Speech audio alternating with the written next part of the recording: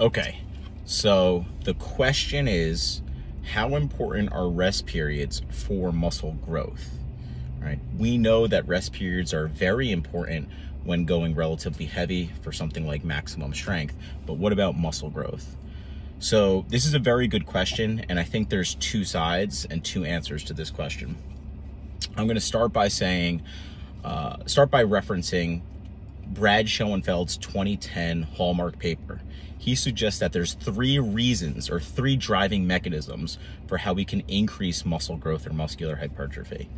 One would be mechanical tension, basically making sure the stimulus, the weights are heavy enough. Okay, this doesn't mean super heavy, but 50, 60, 70, 80% of a 1 repetition maximum. Right, that's probably the most important. After that, what we would call good muscle damage. Okay, how do we get good muscle damage? One would be focusing on the eccentric or the lowering phase of a lift, or two, very high training volumes. And the third mechanism from Brad Schoenfeld's 2010 paper was what we would call an accumulation of metabolites. Okay, so I'm going to connect this back to rest periods. When our muscles contract, they produce various byproducts, right? There's chemical reactions going on in our body. Some of these byproducts are hydrogen ions, inorganic phosphate, and as we are going through these contractions, these byproducts accumulate more and more and more, right? Our body tries to buffer them, but if we continuously contract, it cannot buffer them at an appropriate rate. Now, if your rest periods are super short, these byproducts will continue to accumulate and you'll get that quote unquote lactic acid feeling within the muscle, right? And again, this is one of our driving mechanisms that we believe could help increase muscular growth.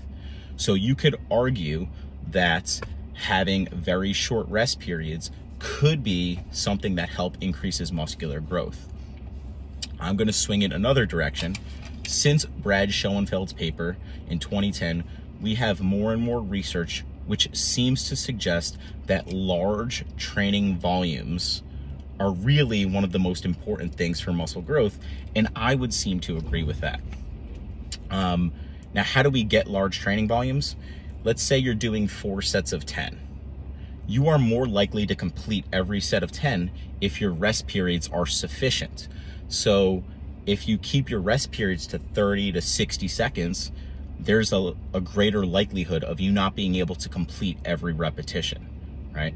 Now, if your rest periods are a little bit longer, let's say 2 minutes, 2.5 minutes, you're more likely to increase your training volume and finish every repetition. So I could make an argument that long rest periods are probably more important for muscle growth, but I think there's some research which seems to suggest that short rest periods are appropriate. So what's the answer? In my opinion, based on the fact that we need appropriate creatine stores, appropriate muscle glycogen to maximize training volume, and then appropriate rest periods to maximize training volume, more often than not, you should probably err on the side of longer rest periods.